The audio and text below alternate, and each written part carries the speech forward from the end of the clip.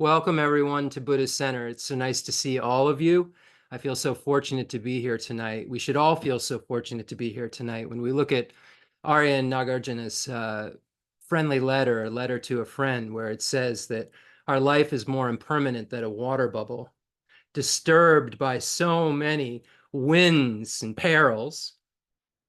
The fact that we inhale after we've exhaled and that we wake up in the morning after we've gone to sleep is an amazing miracle. So not only have we woken up today, not only are we still breathing, but we're in a human basis that has so much potential. And we've had so many different teachings, and we've been presented with the Dharma that so many beings haven't been presented with. So we have this human basis that Lama Tsongkhapa talks about in the Foundation of All Good Qualities that says these 8 leisures, and we currently possess these leisures. We currently possess many of the inner and outer endowments when we look at the great treatise on the stage of the path to enlightenment. So we must take advantage of this life right now. This is the time to practice the Dharma. We have no idea when death will come because it's not a fixed thing. And the only thing that when it comes, the only thing that's going to help us is the Dharma that we've practiced and those things that we can apply at that moment that will carry forward into our next lives.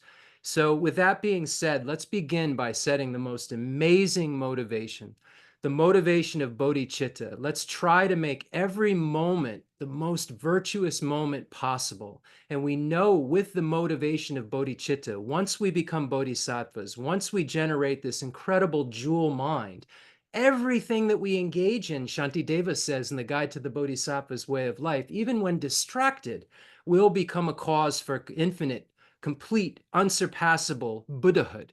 So this is the goal, getting this incredible mind that wishes to become a Buddha for the sake of all sentient beings. So if we can begin with this incredible motivation, this desire to become a Buddha for the sake of all sentient beings, we can then try to connect our minds to the future enlightenment that we'll achieve by creating the basis from which it will be achieved by making a mental basis that can eventually get bodhicitta, and then you'll become a bodhisattva, and a mental basis from which you will definitely want to emerge from cyclic existence so badly that you recognize the suffering that others have because you've thoroughly investigated samsara yourself.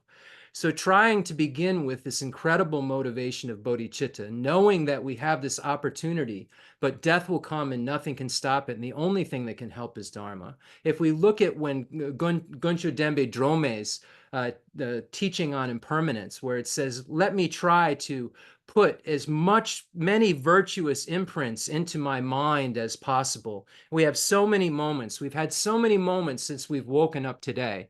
And I know that my mind has sometimes put virtuous imprints in it, and other times my mind's been distracted. And unfortunately, I don't have bodhicitta. So when my mind's distracted, my mind goes towards negative feelings, negative emotions, disturbing emotions. So this is where my mind goes to because of being under the influence of these negative emotions.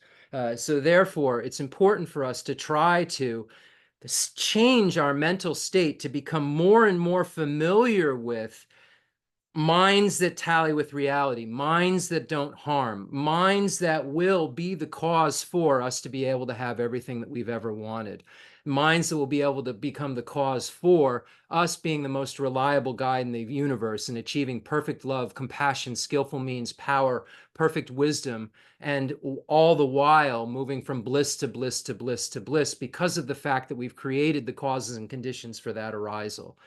So with that being said, let's imagine that we're sharing this gift of the Dharma. We'll eventually be able to reach every single sentient being in the universe when we become a Buddha, when we become the most reliable guide in the universe. We'll be able to speak to them in their own individual languages because we'll have developed a perfect speech, and we'll be able to emanate bodies to wherever they are and say to them exactly what they'll need to hear in order to advance on their spiritual path, because Buddhas only emanate and only try to meet with sentient beings in order to teach them the truth of suchness, in order to teach them exactly the nature of reality, teach them exactly how to achieve and discover the results that they've already achieved, which are the freedom from the afflictive obstructions and the obstructions to omniscience.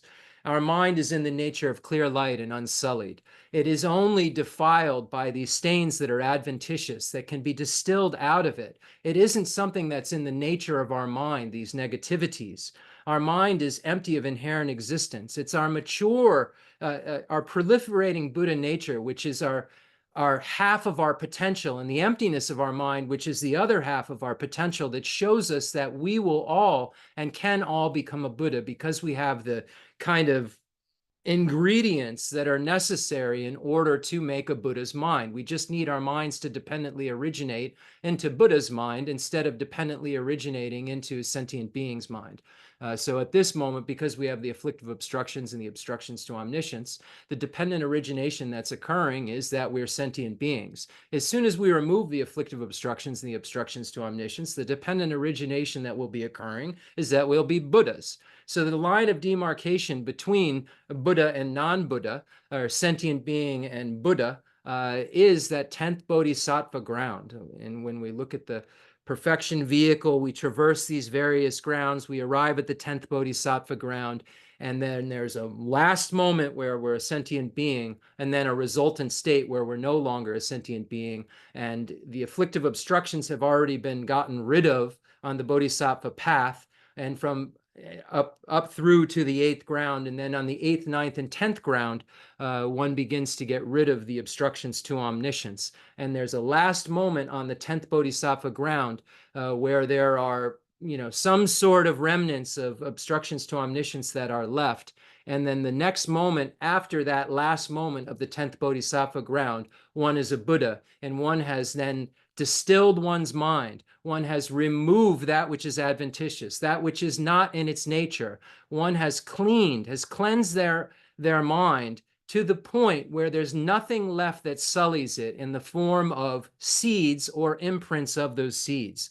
None of the imprints are left, none of the seeds are left, and all there is left is a mind that dependently originates into omniscience, perfect wisdom, love, compassion, and can then send bodies because of this love and compassion, and has this incredible skillful means to be able to emanate bodies in an enjoyment form to the Akanishta Pure Land, to teach the Arya Bodhisattvas, and then emanate to bodies, to beings like me, emanate bodies like the Lamas that we've come in contact with, that can then help us and help us to learn how to evolve our mind on the stages of the path to enlightenment.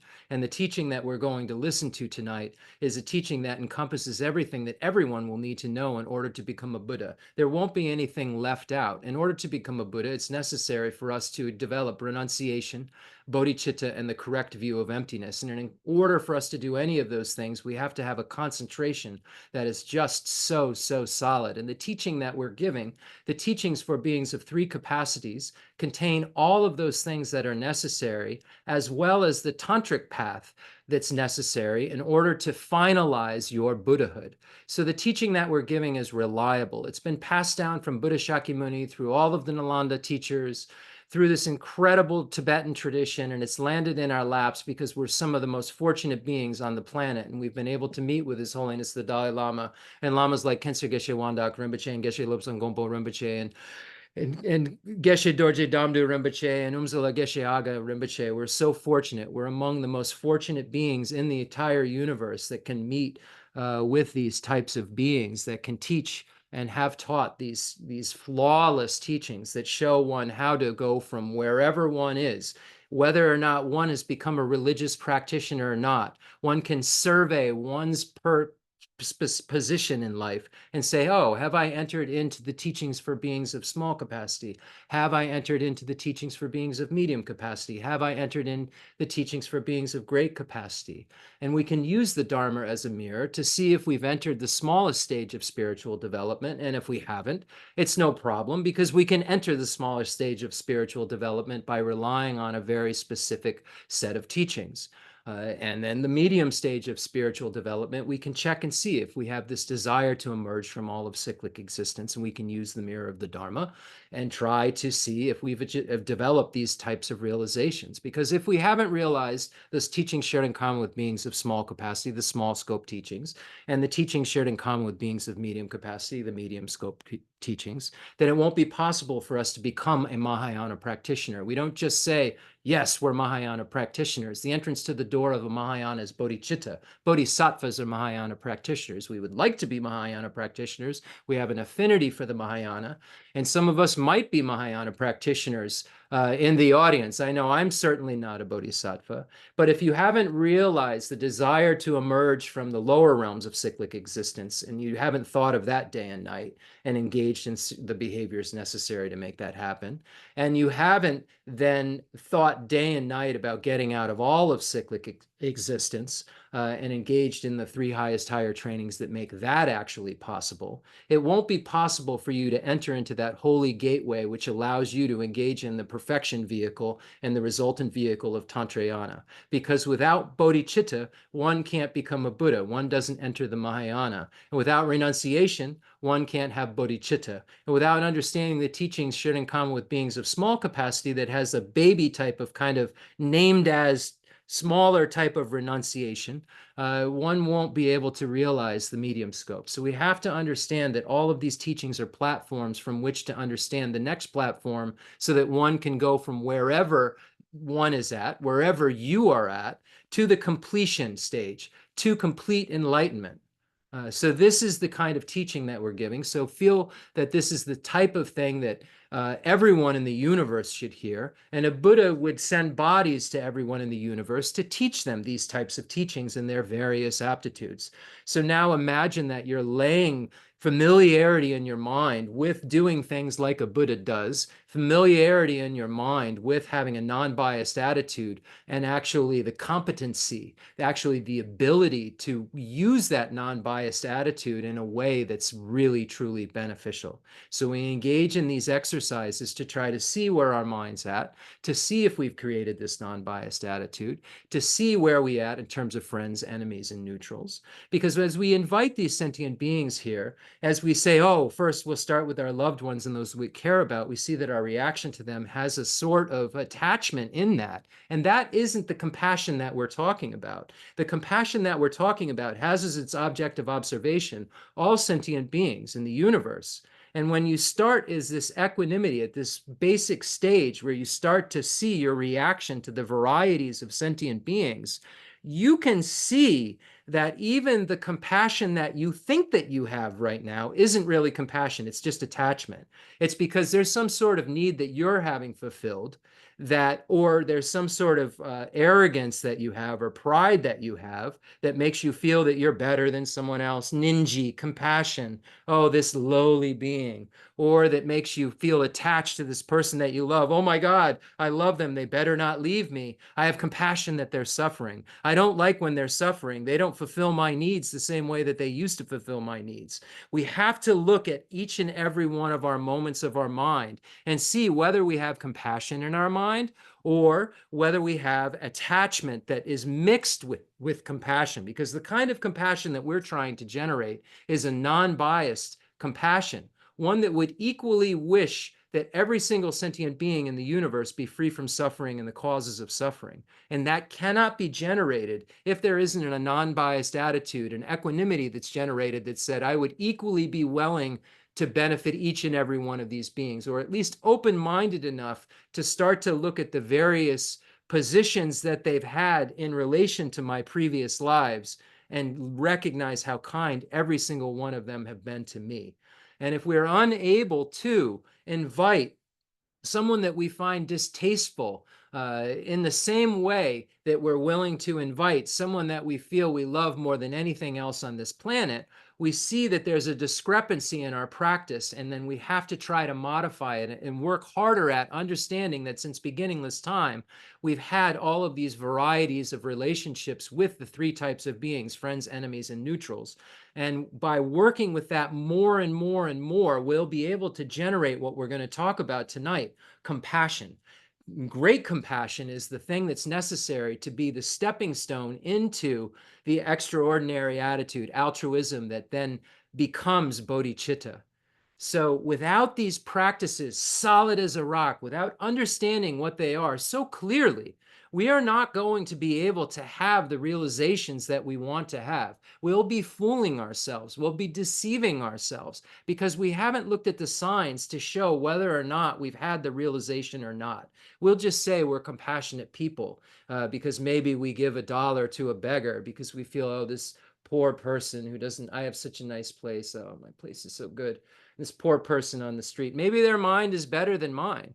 Until I'm able to see the person I think has the most amount of pleasure in the world as suffering just as much as the person that I think that I need to give $1 to, I have a biased attitude. Until I'm willing to say, I want to help the person that I find on television to be the most distasteful person in the universe, as much as I want to help the person I love more than anyone in a conventional sense, until I'm willing to have an equal feeling in my mind towards both of those types of beings, there's a discrepancy in my practice that isn't going to allow me to achieve the mind that aspires to enlightenment.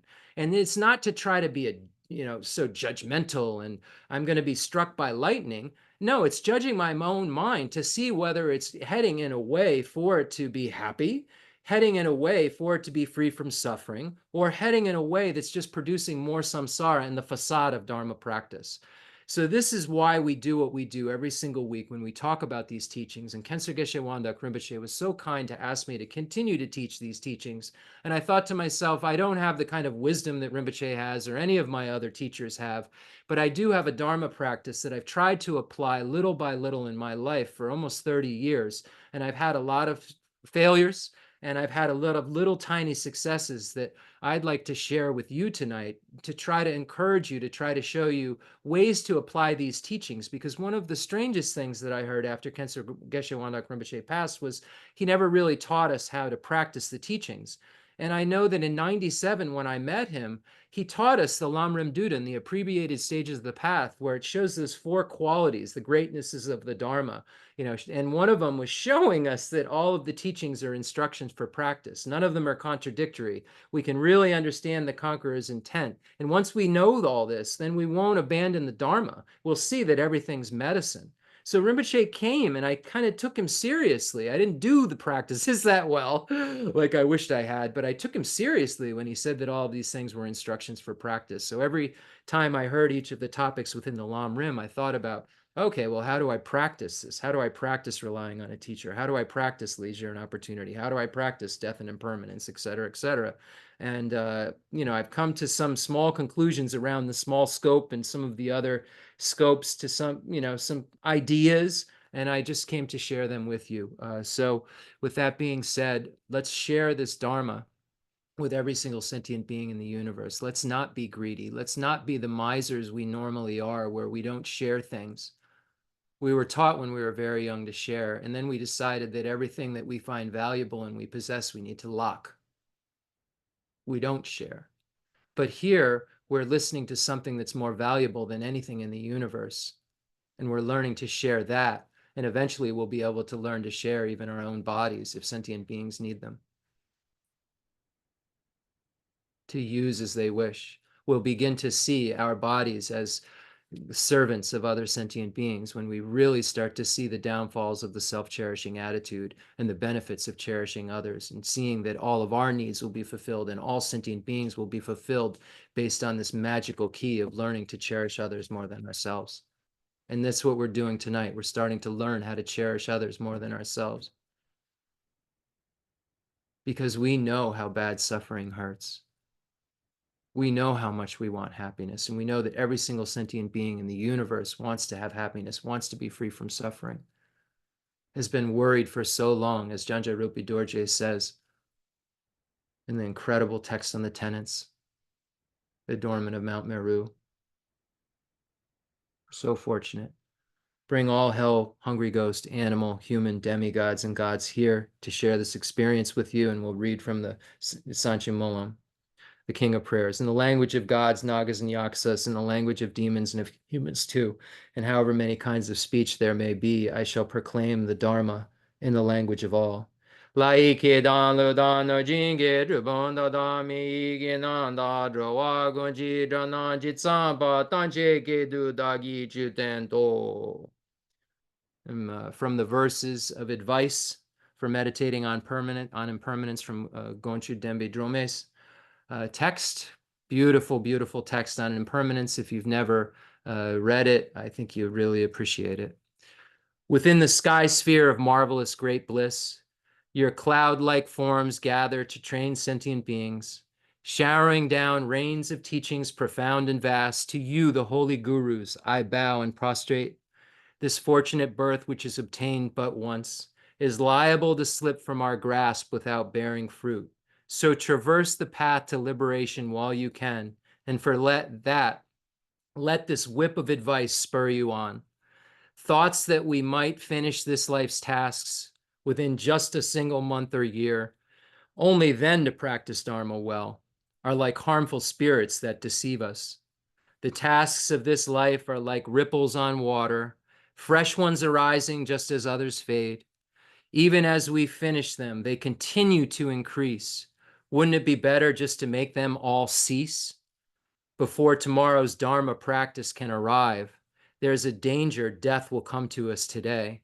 Thus, if we wish to practice the Dharma, let us, without self-deception, begin right away. So with that being said, now we imagine that you and all sentient beings are witnessing the merit field filing in the space in front of you.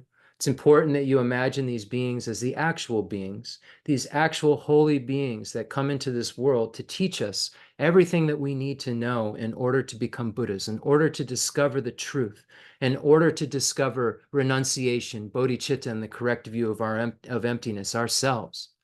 They can't give us their realizations. We can't just hang around special people and expect for our minds to change. We have to engage in the work that those special people have engaged in to change their minds. If we don't engage in that work, we won't change our minds. We're deceiving ourselves if we think that through some sort of osmosis, by hanging around with good beings, we're going to receive all of their realizations. By hanging around with holy beings, we'll be able to receive the teachings so we can have our own realizations. And this is what we have to do. We must put in the work to remove the afflictive obstructions and the obstructions to omniscience. We have no choice. All we've ever wanted was happiness, and all we've ever wanted was freedom from suffering. And we've never been satisfied since beginningless time. We've only been worried.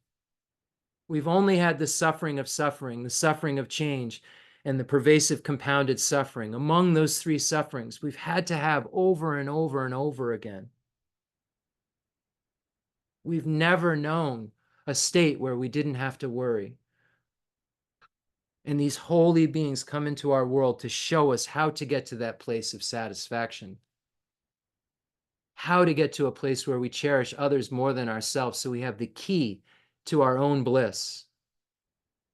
Not in some fantasy, crazy kind of way, magical kind of way, looking at logic and reason, looking at the states of mind where we feel the happiness, and we can see that a lot of times those are in relation to love and being and a parent having a child. And just imagine if you can have that kind of happiness in relation to putting someone else's needs before your own, looking at someone else in the universe as more important than you, then imagine if you multiplied that kind of feeling that you may get from looking at another being in the universe and seeing them as more important than you, and multiply it times every being in the universe and start to see the logic behind being able to be a whole lot happier than you are now if you could somehow get rid of the biased, self-cherishing attitude, negative states of mind that have never, ever been anything but an empty-handed, naked kind of awful thing within you that you keep thinking has a handful of something that you need. And it's that self-cherishing attitude that is abandoned. In the Geshe Chikawa's 7-point thought transformation, it says, banish the one to blame for everything. And when we look at that, We know that it's the self-cherishing attitude that really keeps us from the highest state of happiness that we could ever achieve. But it's that self-grasping ignorance that's the one to blame for all of the sufferings, and when not combined with other cherishing attitude, only takes us to so far. So we have to combine our wisdom realizing emptiness with another cherishing attitude in order to experience the most amount of happiness possible, not only just a freedom from suffering.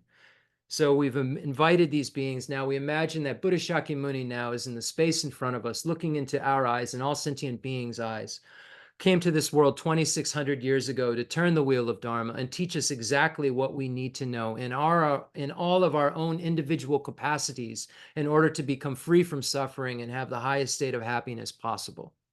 Buddha Shakyamuni, imagining His Holiness the Dalai Lama, imagining Khensa Geshe Wandak Rinpoche, Demalocho Rinpoche, imagining Geshe Lobsang Gompo Rinpoche, and imagining Khensa Lobsang Gyatso Rinpoche, and imagining Geshe Dorje Damdu Rinpoche, Umzala Geshe Aga Rinpoche, imagining Jeffrey Hopkins, imagining Lama Zopa Rinpoche, any being that you consider a holy enlightened being, imagine that they're in the space in front of you. And when you call these holy enlightened being, an enlightened being shows up, we just don't necessarily have the karma to be able to experience it, to be able to see it with our eye consciousness. We can only imagine it with our mental consciousness, but eventually we'll be able to see these beings with our eye consciousness, just like Lama Tsongkhapa was able to see all of the 35 Buddhas and so forth, and he would see them actually come into his room as he called them. So these are our goals. We're not just doing this to create something that's not real. We're doing this to create something that in the future is very, very real, just like Lama Tsongkhapa was able to create these realizations, and other holy beings and the other lineages were able to create these realizations. So imagining the beings of the extensive deeds lineage passed down from Buddha Shakyamuni to Lord Maitreya, masters like Asanga and Vasubandhu and Dignaka and Dharmakirti and Vimuktasena and Haribhadra and Shakyaprabha and Gunaprabha, and Lama Salimpa and Lord Atisha, and imagining Master Drone Tompa, the lay Upisaka. We're so fortunate that he received the blessing of the Lamrim tradition. Imagine the beings of the Profound View lineage passed down from Buddha Shakyamuni to Lord Manjushri and Arya Nagarjuna, and masters like Buddha Palita and Arya Deva and Chandrakirti and Shanti Deva and Baba Vega and Jana Garba, and imagining Chandrashita and Kamala Shila, all of these holy beings, and Lama Salimpa and Lord Atisha and Drone Tompa, all of these holy beings in the space in front of you. We're so fortunate that we've been blessed by all of these teachers' teachings. When we look at the great treatise on the stage of the path to enlightenment, we find these oceans that Lord Atisha was able to combine of the profound view and the extensive deeds lineage and the lineage of blessings, and combine them into this real precise instruction of the stages of the path to enlightenment for beings of three capacities. Imagining, so we've been so fortunate to be able to understand in a pure way those emphasized points of the lineages, such as the grounds and paths and the Vinaya and all of the levels of concentration that we'll need. And then the final view, the Madhyamaka Prasangika view of emptiness passed down from the Profound View lineage from Buddha Shakyamuni. We're so fortunate to have these pathways, to have the ripening and liberating paths presented to us so that we know exactly what we need to do in order to be free from the afflictive obstructions and the obstructions to omniscience. The lineage of blessings passed down from Master Lord Vajradhara to masters like Saraha and Matripa and Tilopa and Naropa and Lotsawa Marpa and Jetsun Milarepa and Jagam Popa. Imagining the incredible master Drone Tompa, the Upisaka, the lay person, is passing down the Lamrim lineage to the old Kadampa masters, the three old Kadampa lineages. Imagining the holy beings of the Nyingma tradition, Padmasambhava, Longchenpa, Mipam Gyatso, all of these holy beings. Imagining the beings of the Sakya tradition, Sakya Kongonimpo, Sakya Pandita, Satya Randawa. Imagining the holy beings of the Kaju tradition, the Jagam Popa, Milarepa, imagining all of the Karmapas in the space in front of you, the holy beings of the Galupa tradition, imagining Lama Tsongkhapa, Kirtupje, and Joseph Basachuji Jetson, Panchen Sonandrapa, Jayan Sheba, Janjarobi Dorje, Gonju Jimmy Wampo, Jetsumbo, Pubajok, all of these holy beings, all of the Dalai Lamas, the first Dalai Lama, the third Dalai Lama, the fifth Dalai Lama, the seventh Dalai Lama, all these beings were so affected by the Panchen Lamas, all of these holy, holy beings that we have these oral instructions and these incredible texts that allow us to know how exactly to change our minds so that we can develop correct view of emptiness, so that we can develop renunciation and bodhicitta and combine those things together and actually get what we've been seeking for so, so long, but never gotten since beginningless time. Imagine the highest yoga tantra deities, performance tantra deities, action tantra deities, all of the 35 Buddhas, imagining all of the protector deities that are there in the space in front of you. Actual beings in the space in front of you, looking into your eyes with immense loving kindness. Your mind is connecting with them. You're hearing their names. You're imagining and visualizing them. You're thinking of the texts that they've written. If you have the blessing to be able to have studied them. If you haven't studied them, make supplications to be able to study them, because all of these nuggets of wisdom are going to be necessary for you to become a Buddha, are going to be necessary for you to teach the truth of suchness to all sentient beings in the most reliable form, and that's the Buddha, the only completely reliable guide in the universe, the being that has perfect love and compassion, skillful means, wisdom, power, all of these things, the only being in the universe who has perfected those qualities, because he and she, in the case of Tara and other beings, transformed into reliable guides, because their minds were just like our minds, but they engaged in the stages of the path to enlightenment just like we can, and we just haven't yet, and they have. That's the only difference between us. The nature of our mind is exactly the same. Our minds are empty of inherent existence. The Buddha's mind is empty of inherent existence. The Buddha's mind is empty of inherent existence and dependently originates into bliss, perfect power, love, compassion, skillful means, and wisdom. Our mind is not great because it has afflictive obstructions and obstructions to omniscience. And our mind dependently originates into the state of samsara. We just have to have our mind dependently originate into something else. All phenomena arise from causes. The causes are taught by the Tathagata. The cessation of causes as well are taught by the great seer. We just have to apply the perfect causes, the causes for perfection that we've never applied before.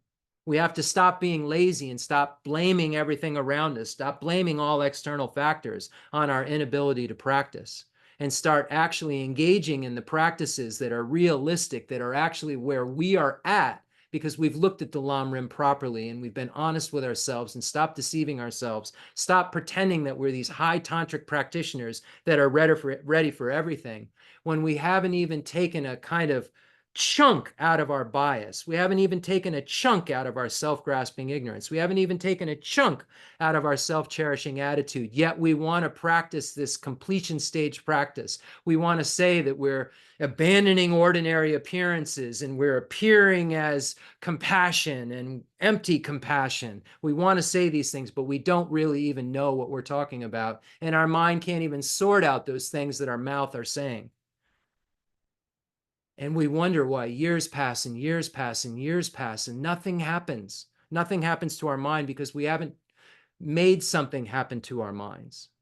And it's when we start making things happen to our minds, we see that there's some discovery that's happening that's encouraging. When we don't take the time to change our minds, or we just do things like reciting things over and over again, we don't actually look at what's fueling all of our dissatisfaction, and we just try to put some sort of a weird band-aid on it, we aren't even actually engaging in the four seals that Buddha came to this world to teach, which are not changeable within any tradition of Buddhism. All composite things are impermanent. All contaminated things are in the nature of suffering. All phenomena are the nature of emptiness and selflessness. Transcending sorrow is peace. Nirvana is peace. If the only peace that starting peace, freedom from suffering, starting peace is an abiding nirvana. An abiding nirvana where there is peace is only achieved through getting rid of self-grasping ignorance. If you don't get rid of the ignorance that gives the delusion, that gives rise to the wrong thinking, and then that afflictions that then make you do bad stuff and make you do good stuff with self-grasping, then samsara will never end and you will never achieve even the lowest levels of nirvana, the abiding nirvana. You will never have peace until you get rid of self-grasping ignorance. Full stop. Because any pleasure in samsara is not peace. It's necessarily suffering of change. So we have to understand these things so well. And it's from those springboards of understanding that the next springboards of understanding happen. And we can actually say, wow, everyone has 8 sufferings, 6 sufferings, and 3 sufferings potentially. There's a sentient being right there. They want to have happiness and want to be free from suffering. And if they're a sentient being, they don't have it. They're not satisfied. Oh, wow, I wish they had freedom from suffering. It's that kind of understanding. And it's not until you can spread that all over to every single sentient being in the universe in a non-biased way. It's not until then that you haven't started to be able to move towards a place that you can say, I'm a Mahayana practitioner, or I'm engaging in something that's going to be a direct cause for Buddhahood, that's going to be a liberating or a ripening path that is going to cause what I'm looking for. And I've always been looking for and never known how to get. I've only known how to get more samsara. I've only known how to get more of the things that I'm not looking for, but I keep thinking that I'm going to get it right next time. I just need to tweak it, another X amount of dollars. Oh, this car. Oh, this partner. Oh, this way that if my reality could just be put in this certain way, then I would be happy. But it's because I've never, ever looked at my mind, and I've never looked at the thing that's driving my dissatisfaction. And I've only looked to try to quell this dissatisfied thing instead of undissatisfying it. Isn't that something? We've never, ever learned to undissatisfy this thing, and we keep trying to satisfy it in a way that will never satisfy it, will always be dissatisfying, and we've never tried to undo the dissatisfied thing, the dissatisfier. The thing that's dissatisfied is this mind. It's not out there somewhere. It's right here. It's right here, or here, wherever you want to point at, say my mind. It's this mind that is creating, oh, this is great. Oh, this is bad. Oh, this is neutral. My mind is doing this because I see things as inherently existent, as being something that's independent of mere imputation. Everything, myself, all persons, all phenomena other than persons, I see it all as having an independent existence, as being some sort of kind of established thing that doesn't come into being merely through my mind. I certainly don't think this room comes into being merely through the power of my mind. Not saying there's no external reality here or that I'm imagining it. And this is why it's such a subtle view that Buddha came to teach. But what we're saying is that when we move closer to the object to try to find an objective existence, an existence right within the object that one can establish, we won't be able to find that. And then we'll have to come to the conclusion that there is, though, something there. There is reality around us. There is a Jeff talking. No matter how close you move to Jeff and don't find Jeff objectively, or no matter how close you move to chair and don't find chair objectively right within the object, you have to still say that there's someone talking and something to sit in. So the someone talking and something to sit in exists. How does it exist? It must exist through mere imputation, subjectively, in a way that I've never thought it existed before. And that's what the Buddha came to talk to us about.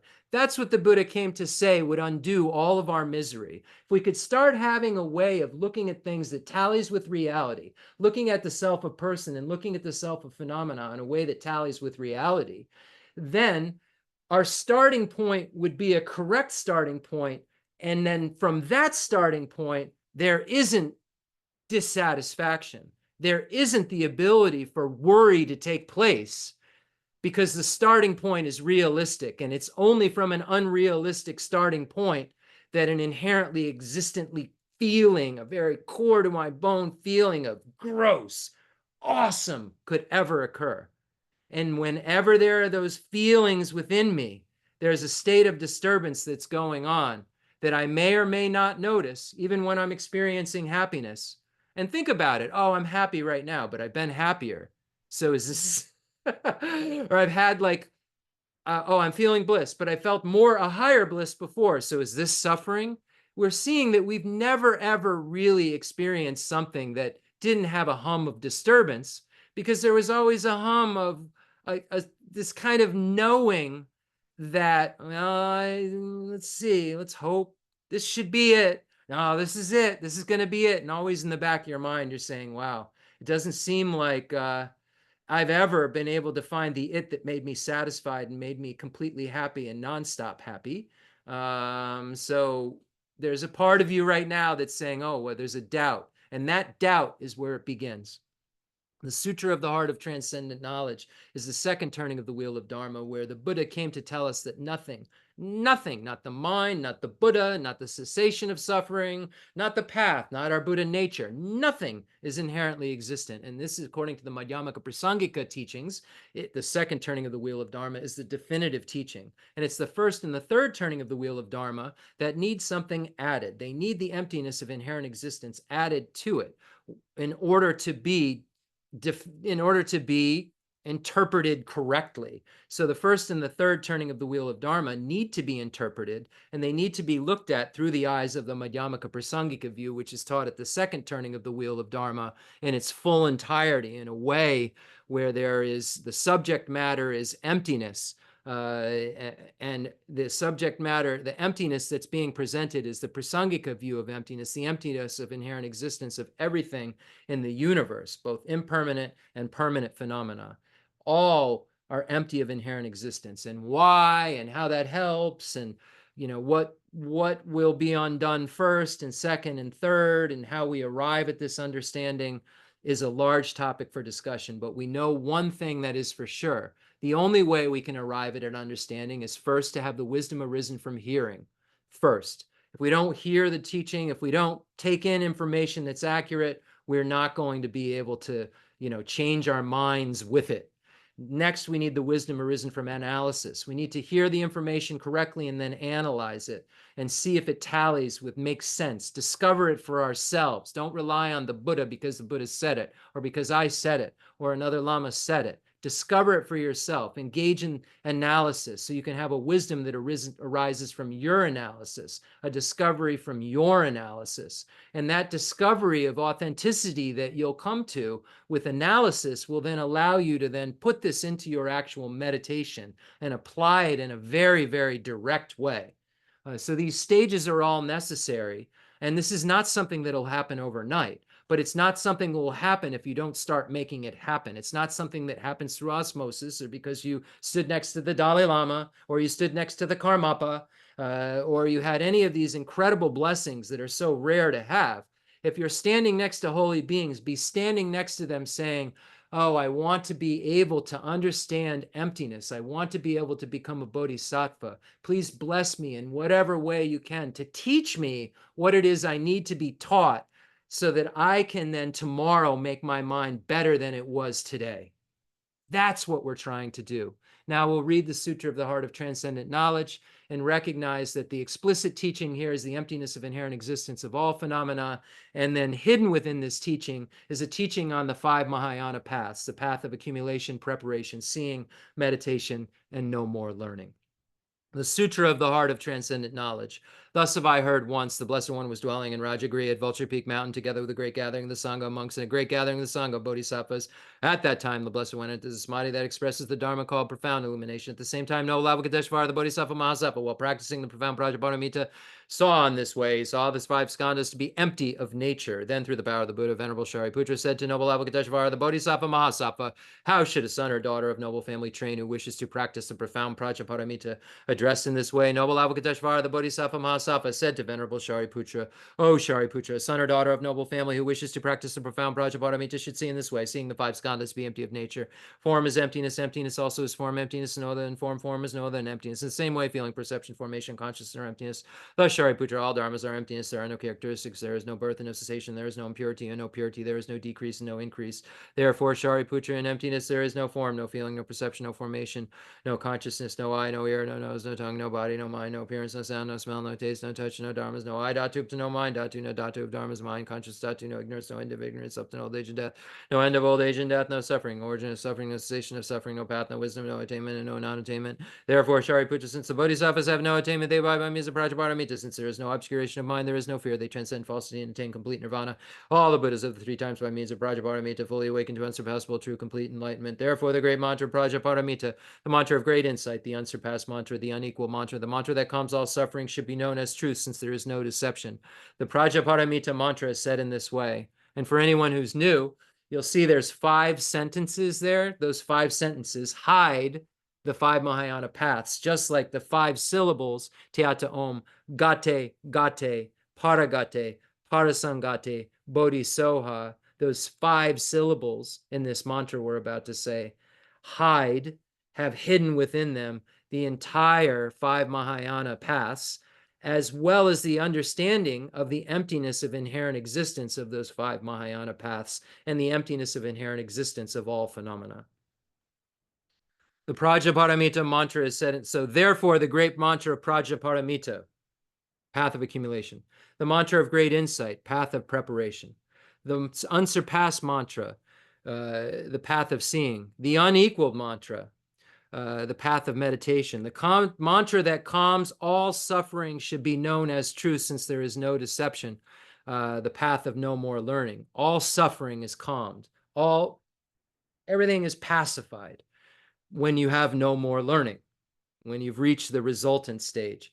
And the 5 Mahayana paths, we're talking about Mahayana, but there's also 5 here in solitary realizer paths, 5 Mahayana paths, making for a total of 15 paths if we're looking at it in terms of the enumeration of pathways of the 5 paths. We multiply them times 3 because of the here solitary realizer and the Bodhisattva pathways that lead to the first 2 leading to an abiding nirvana, and they're kind of, that being is kind of thrust that way by his or her renunciation.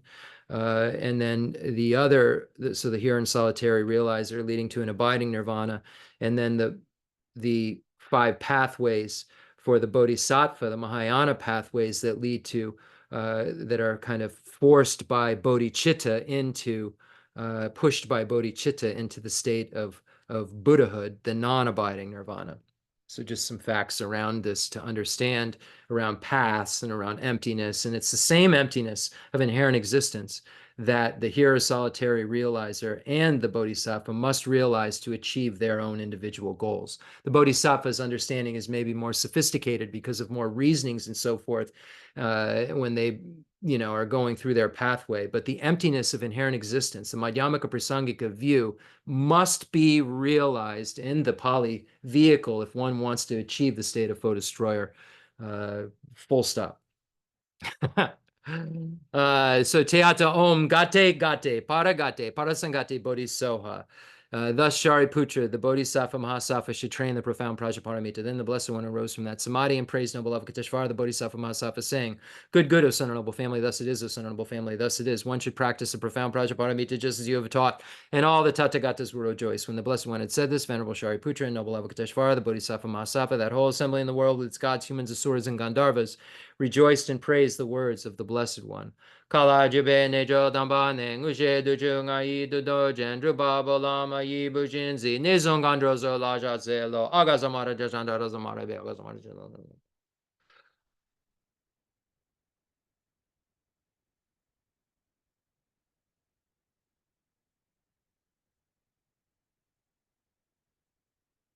Aga samara jandara zamara ya beti adon gati gati paragati prasangati bodhisoha papa gonju sonji kai dembe juji she lobodoji meba ji dragi baji metubi chutam ji sheting gori soha. Gerin Janja Jeju Shiwadan, Midun Nibe Jandan Jawadan, Dumbaja Jin Bonzon Joji, Dashi De Jandan Da De Le Jo. We'll make an outer model offering as a request for teaching, offering a perfect universe to all of the teacher, and then all of the teachers that lead back to Buddha Shakyamuni and our lineage. We're making this because we know that this teaching is only possible coming out of my lips because of the kindness of Khensa Geshe Wandak Rinpoche and Demolocha Rinpoche and Khensa Lobsang Gyatso Rinpoche and Geshe Lobsang Gompo Rinpoche and Geshe Doje Damdo Rinpoche and Umzalo Geshe Aga Rinpoche and Jeffrey Hopkins Rinpoche. All of these holy beings, this teaching is only possible because of them. So imagine that when we make this mandala offering, we're imagining all those beings in the merit field that we're making this mandala offering, and we're offering this perfect universe to. because we know that this teaching wouldn't be possible without them. And they're our spiritual family, our spiritual lineage, that these nectar-like Dharma comes to us from. The fundamental ground is scented with incense and strewn with flowers, adorned with Mount Meru, the four continents, the sun, and the moon. I imagine this is a Buddha land and offer it. May all sentient beings enjoy this pure realm. Holy Lamas high, wrap the sky of your Dharma bodies in massive clouds of knowledge and love, and let them pour upon the earth of your disciples as we are ready, a shower of rain, the teachings deep and wide. I send forth this jeweled mandala to you, precious Guru. I take refuge until I am enlightened in the Buddhas, the Dharma, and the Sangha. Through the merit I create by listening to the Dharma, by teaching the Dharma, may I attain Buddhahood for the sake of all sentient beings. I go for refuge until I am enlightened in the Buddhas, the Dharma, and the Sangha. Through the merit I create by teaching the Dharma, may I attain Buddhahood for the sake of all sentient beings. I go for refuge until I am enlightened in the Buddhas, the Dharma, and the Sangha. Through the merit I create by teaching the Dharma, may I attain Buddhahood for the sake of all sentient beings. Okay. Feel so fortunate to be able to be here and discuss these things with you. I really just rejoice in the fact that we are all here and have this opportunity that's so rare, and that so many beings in this universe don't know anything about. And that's why when we become a Buddha, we'll be able to really, truly help each and every one of them, really be of most benefit. And that will be the key. Getting this through our minds, that the key to our happiness isn't self-centeredness. The key to our happiness is loving everyone and having compassion for everyone. Unfortunately, we don't get it right. We think over and over again that the ways and means of getting what we want are through self-centeredness, through cherishing ourselves and through protecting ourselves in such a way that we aren't open to the goodness that cherishing others will bring to us. And it's the only way that we can have the most infinite happiness that's available to our minds, because our minds can, reach that place where it will just light, without any kind of, thought, will just spontaneously be able to flow to all phenomena in an unencumbered way, in a way that's not like our mind right now. Geshe Dorje Damdula always says that our mind right now is like a gymnast that's so agile, but it's in a spacesuit. We just have to remove that spacesuit. We have to remove the afflictive obstructions and the obstructions to omniscience. And our mind's pure nature, our mind's real potential can be realized and flow to every being in the universe while we're moving from bliss to bliss to bliss, and moving from help to help to help, to love to love to love, to compassion to compassion to compassion. So the roadmap, the guide for us to be able to do this is right here in Lama Tsongkhapa's Source of All My Goods. So I'll read the thing and read this text.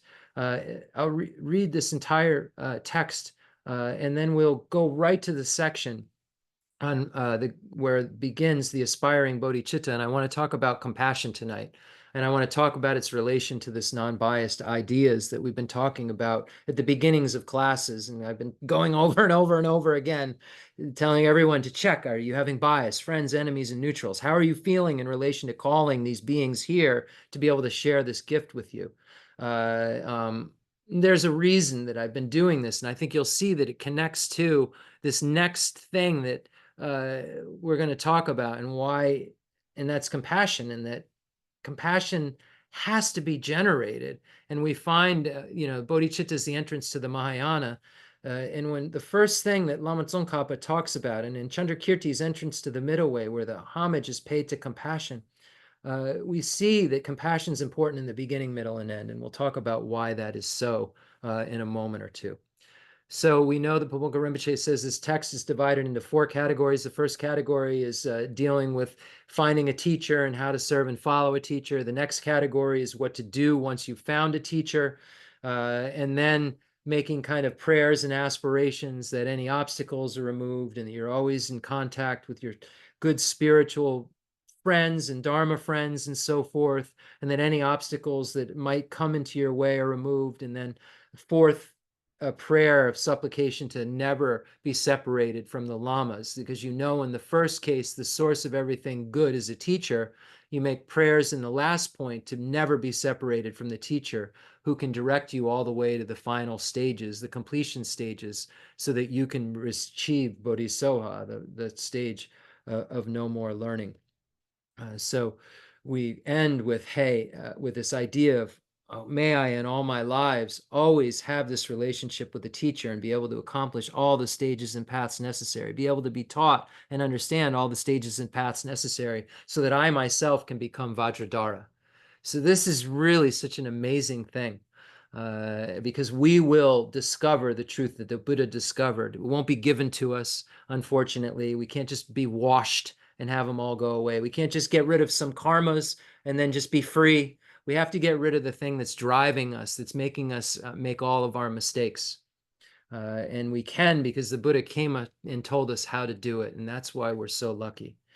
The source of all my good is my kind. So the source of all my good, the source of all my good is my kind Lama, my Lord. Bless me first to see that taking myself to him in the very proper way is the very root of the path, and grant me then to serve and follow him with all my strength and reverence. Bless me first to realize that the excellent life of leisure I found just this once is ever so hard to find and ever so valuable. Grant me then to wish and never stop to wish that I could take its essence night and day.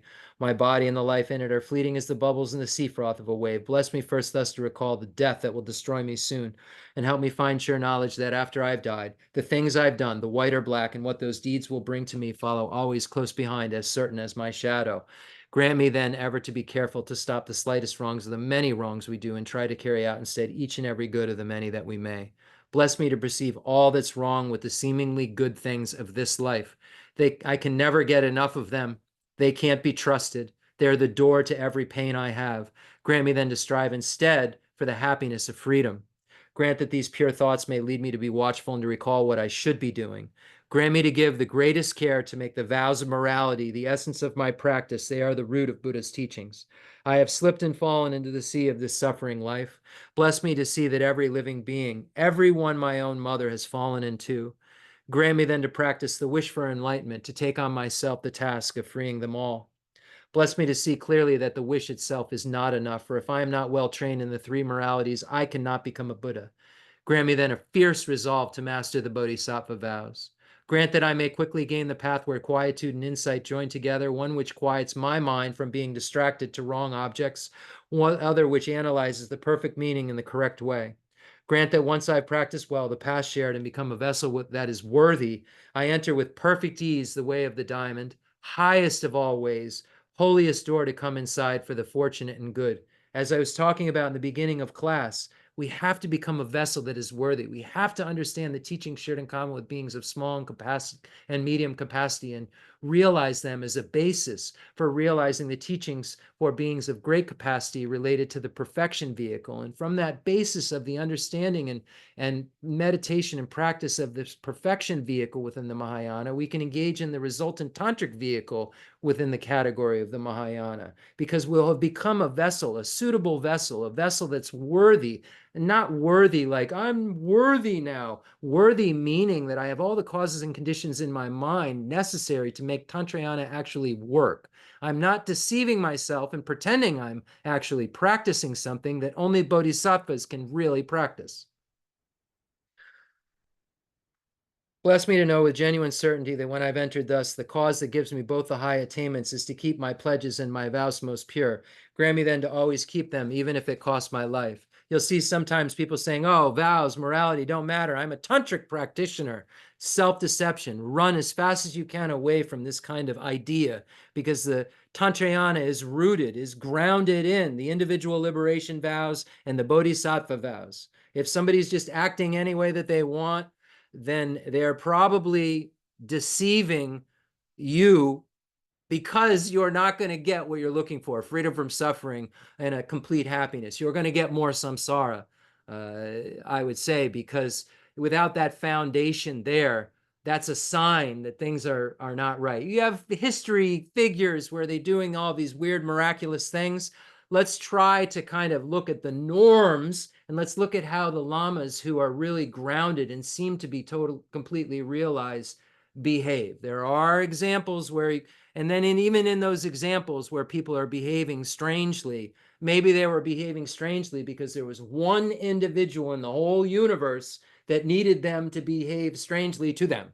And it wasn't really the way that they at their heart behaved. So we have to be really careful, because appearances are always what they seem. And what should appear to us is that the person who's saying they have realizations, if most people who say they have realizations don't, but if they are, they should really have a foundation in ethics that you can just tell. And they should really have subdued their mind in such a way that you don't have any question in your mind that person is special. Bless me next to realize as well as I can the crucial points of both the steps, the essence of the secret ways. Grant me then to practice as the holy ones have spoken, putting in all my effort and never leaving off the practice of the 4 times highest that there is. Bless me, grant me that the spiritual friend who shows me this good road and all my true companions in this quest live long and fruitful lives. Bless me and grant me that the rain of obstacles, things within me or outside me that could stop me now, stop and end forever. In all my lives, may I never live apart from my perfect lamas. May I bask in the glory of the Dharma. May I fulfill perfectly every good quality of every level and path, and reach then quickly the place where I become myself, the one who holds the diamond. So that's the entire path that everyone in the universe will need to go through in order to get what everyone in the universe wants: freedom from suffering and the most amount of happiness possible. So that's the kind of course that one has to take. And each of these stanzas contain within them immense amount of information you can find in the greater text, in the sutras, and the authentic Indian commentaries, and then in the larger Lam Rim, the great treatise on the stage of the path to enlightenment. You can plug in the meaning into each of these, and you will end up with, like 800-900 pages from these 14 stanzas. And then you'll have to bring tantric texts, the great treatise on the stage of the tantric path, in. So you're going to have 1,500 pages or so to just get started to understand what this means. But if you don't start, you won't be able to end. And what's the end? The end is freedom from suffering and a complete state of bliss and happiness.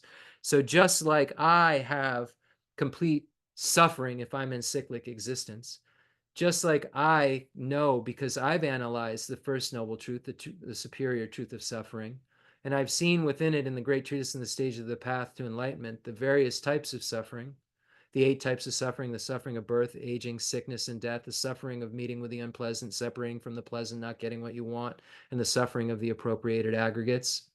Like everyone else, like me, has among the various types of suffering, like the 6 types of suffering: the suffering of uncertainty, the suffering of being born, the suffering of being not satisfied, the suffering of shucking off these bodies over and over again, the suffering of going from the high to the low, the suffering of being alone. Your friends and everyone that you love so much some of them will be standing there, and you'll pass and they won't be able to go with you. You'll be alone.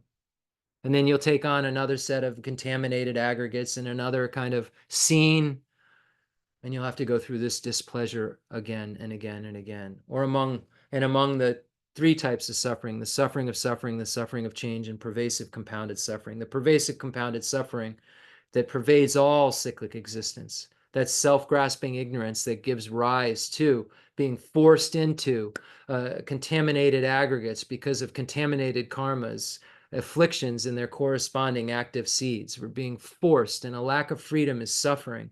So we recognize ourselves so clearly that we have these types of suffering. And then we meditate on the origin of suffering and know that suffering has a cause. And if we remove the cause, then the result won't occur, because we've studied impermanence. All composite things are impermanent, and contaminated things are in the nature of suffering. So causes that are contaminated give rise to suffering. But if I can learn how to create causes that aren't contaminated, then those will give rise to a state which is free from suffering, because I will no longer have those things within my mind. I'll only have a wisdom. I won't have an ignorance that gives rise to suffering. And I'll have studied that there's a path that can lead me to a cessation. And I'll know a cessation is possible because of what I said. All results are dependent upon causes. If the cause for suffering isn't there, I can't experience it. So knowing all this about cyclic existence, I then say, I have slipped and fallen into the sea of this suffering life. Since beginningless time, I've been over and over and over again thrust into a set of among the 4 or 5 aggregates. So over and over again, this has happened in these various positions of the hell-hungry ghost, animal, human, demigods, and gods. I've had all these various positions. I've been in the lowest realm of the relentless hells, and I've been in the highest realm of the formless peak of existence. And I'm still here because I was then, from each of those places, propelled into another set of aggregates, sometimes worse, sometimes better, but always bad. Bless me to see that every living being, everyone my own mother, has fallen into, and we'll talk about everyone my own mother next week probably. Grant me then to practice the wish for enlightenment, to take on myself the task of freeing them all. So freeing them all from suffering, freeing them all, not freeing some. So if I want to free them all, I need to have a non-biased attitude. Who are all? Well, right now I call all of them friends, enemies, and neutrals.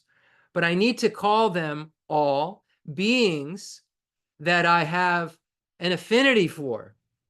Because in order for me to want them to be free from suffering, there's got to be some sort of attraction I have to them. And that's why when we look at the stage of love and the 7-point cause and effect, it's called love through the force of attraction.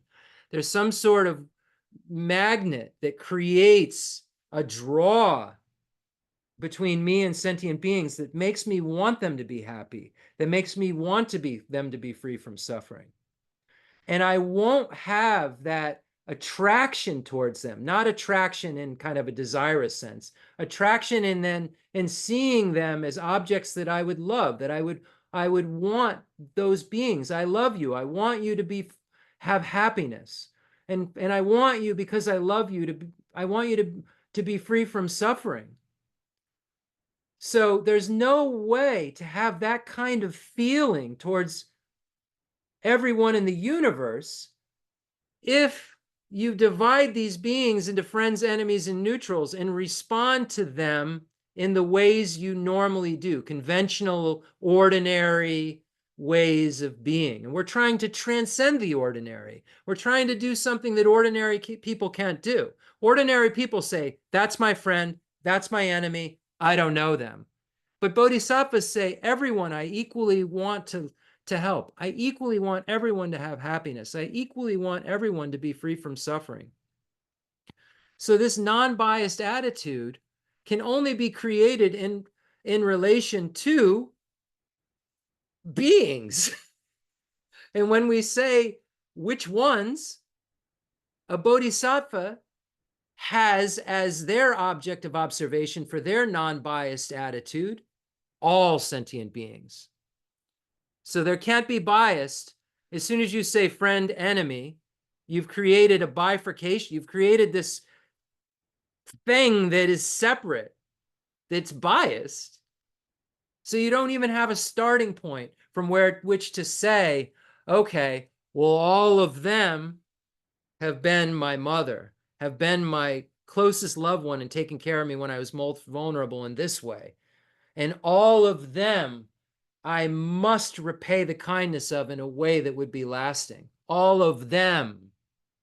So it's so important that we use these Lam Rim teachings as instructions to see whether our mind is doing what we want it to do, and that's move closer to Buddhahood. So Lama Tsongkhapa talks about compassion as in the very, very first part, because he says that the Bodhicitta is the entrance to the Mahayana.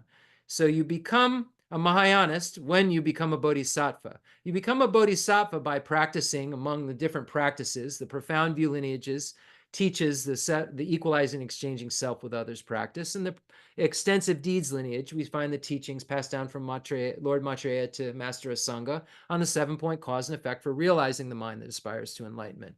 Both of which practices have compassion in the middle of them. And both of them, we see things that lead up to compassion and things that are a result of compassion.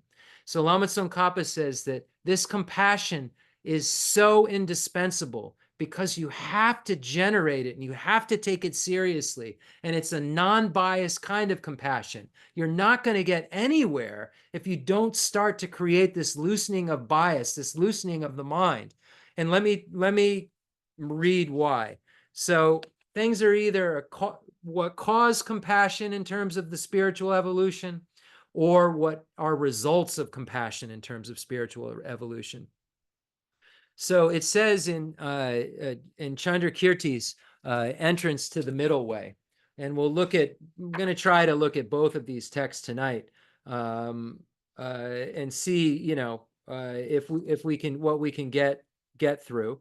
But we know that compassion is important in the beginning, middle, and the end. So it says, compassion alone is accepted to be the seed of the perfect harvest of Buddhahood, the water that nourishes it, and the fruit that is long a source of enjoyment. I will praise compassion at the start of all. And then when we look at Lama Tsongkhapa's commentary, we find how in the beginning compassion is like a seed, and then in the middle, compassion is like water, and then in the end, compassion is like the ripened fruit that allows for the conqueror to sustain other sentient beings and to nourish other sentient beings. So we find these 3 times that compassion is important and indispensable. So let's read from Lama Tsongkhapa's Lam Rim Chemo, and then we'll see if there's any time. There probably won't be any.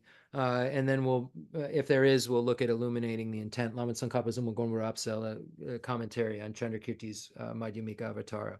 So this is from Lama Tsongkhapa's great treatise on the stage of the path to enlightenment, on the 2nd volume, page 28, showing the root of the Mahayana path is compassion. So why is compassion the root of the Mahayana path? Because it's important in the beginning. So there's 3 categories. It's important in the beginning, middle, and end. So once your mind is moved by great compassion, you will definitely make the commitment to free all living beings from cyclic existence. If your compassion is weak, you will not. Therefore, compassion is important in the beginning because feeling responsible to free all beings requires great compassion. When we look at the 7-point cause and effect for realizing the mind that aspires to enlightenment, after great compassion, you have altruism. Great compassion is the only kind of compassion that springs altruism, is the springboard for altruism, the extraordinary attitude which becomes the cause for bodhicitta. So we see this responsibility requires this extraordinary attitude, altruism, taking the responsibility on of others' welfare, requires this great compassion to be its basis, as a mental basis for the arisal. And we'll look at Panchen Sonandrapa's general meaning of perfection, and we'll look at the section on bodhicitta where there's 5 categories, and we see the basis, the cause, the nature, the divisions, and the benefits. We'll look through Panchen Sonandrapa's general meaning of perfection. We're going to really get good at understanding bodhicitta in this section. Intellectually, at least. Bodhicitta is something you can intellectually understand easier than emptiness, but you're going to take a lot longer to get your mind to ripen into than if you intellectually completely understand emptiness.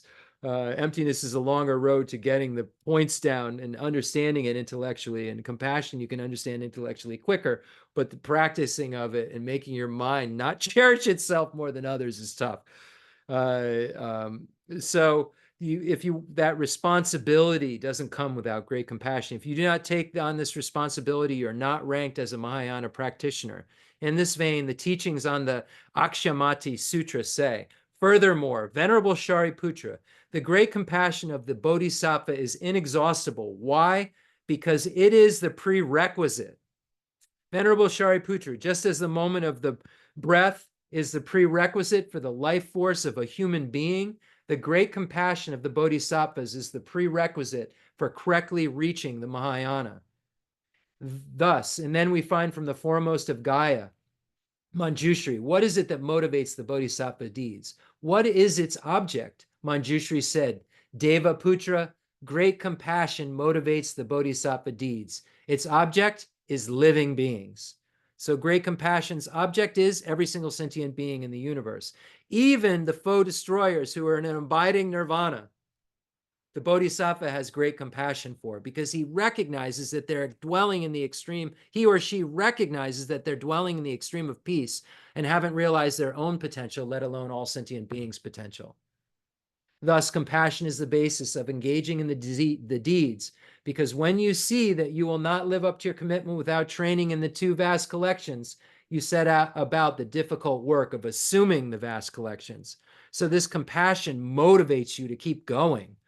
This non-biased attitude, this recognizing that beings are lovable, motivates you to go. This desire to definitely emerge that you've recognized turns towards other sentient beings and makes you want them to emerge. Renunciation turns to others and becomes compassion, wanting them to be free from suffering and the causes of suffering. So why is it important in the middle? You may develop the spirit of enlightenment at one time and then engage in the bodhisattva deeds. But when you see that living beings are innumerable and act improperly,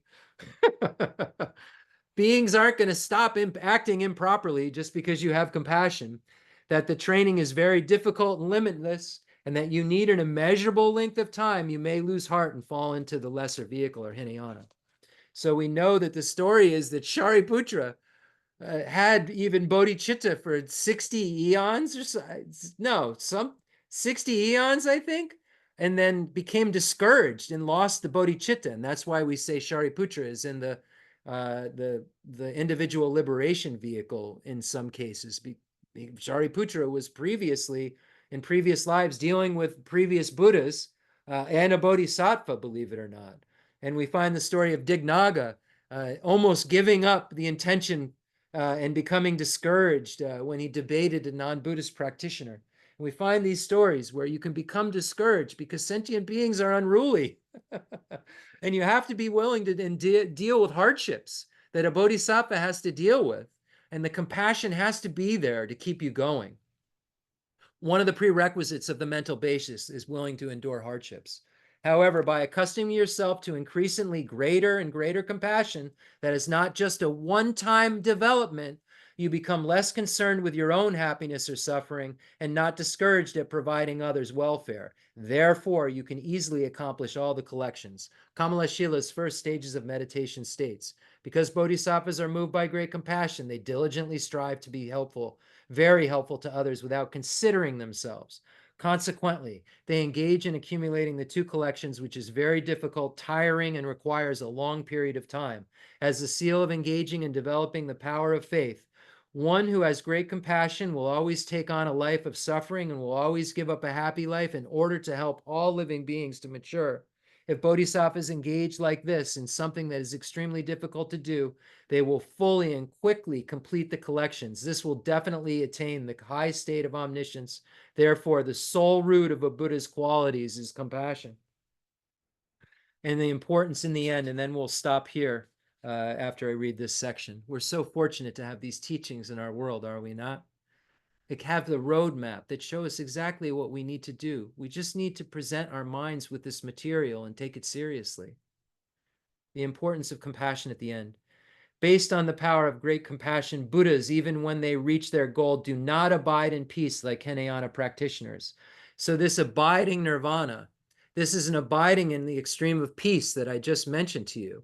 One hasn't fulfilled all of their needs, let alone all sentient beings' needs, because they're abiding in nirvana, and they're not in a non-abiding nirvana, emanating bodies to help sentient beings. They aren't experiencing even the bliss that a bodhisattva who's just generated bodhicitta has.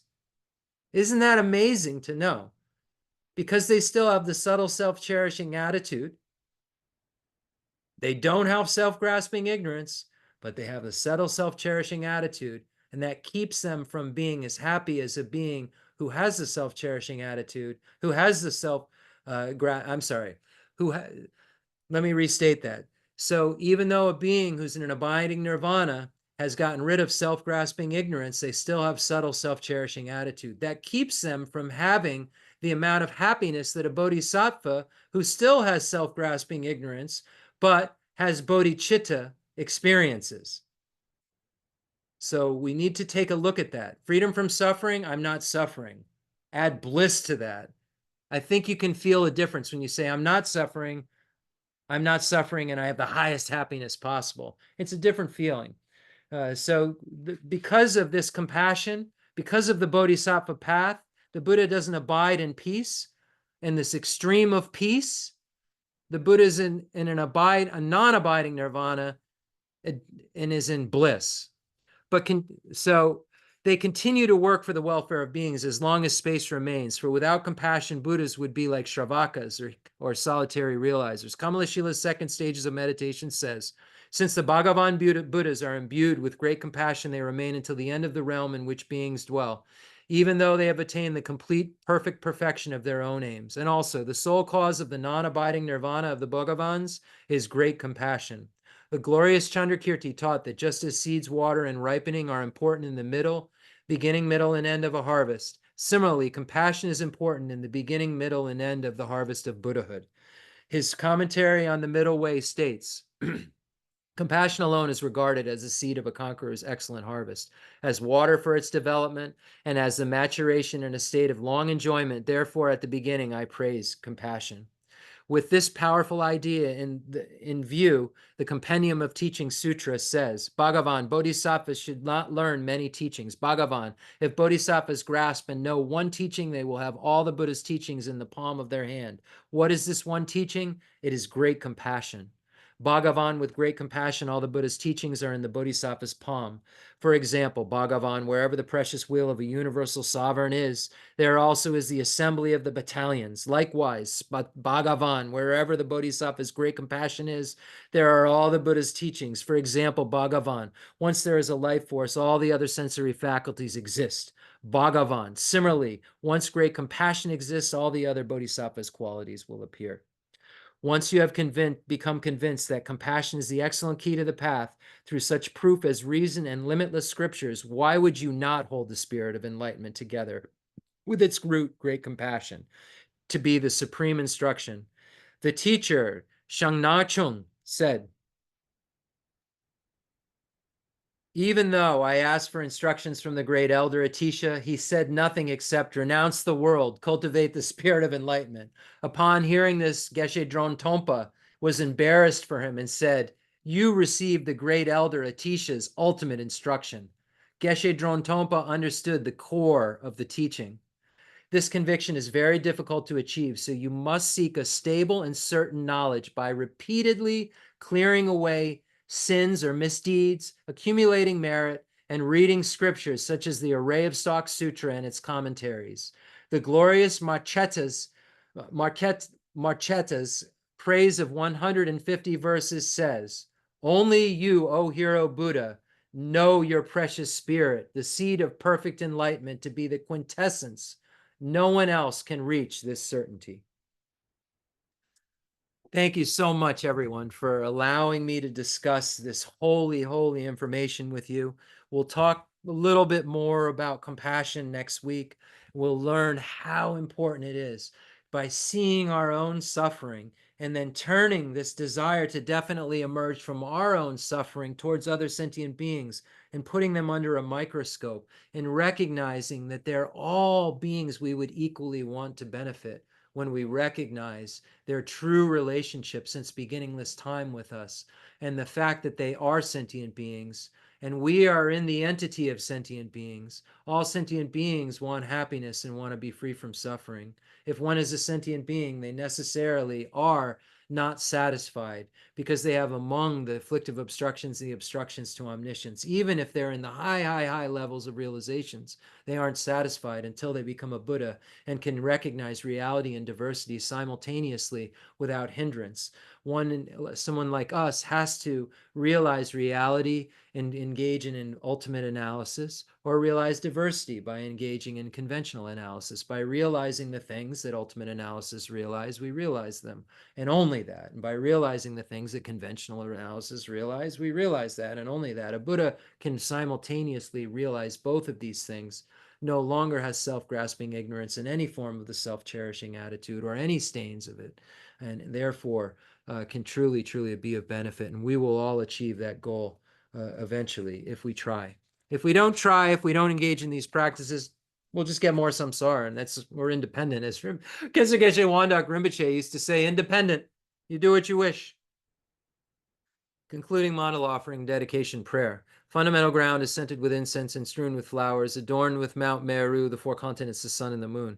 I imagine this is a Buddha land and offer it. May all sentient beings enjoy this pure realm.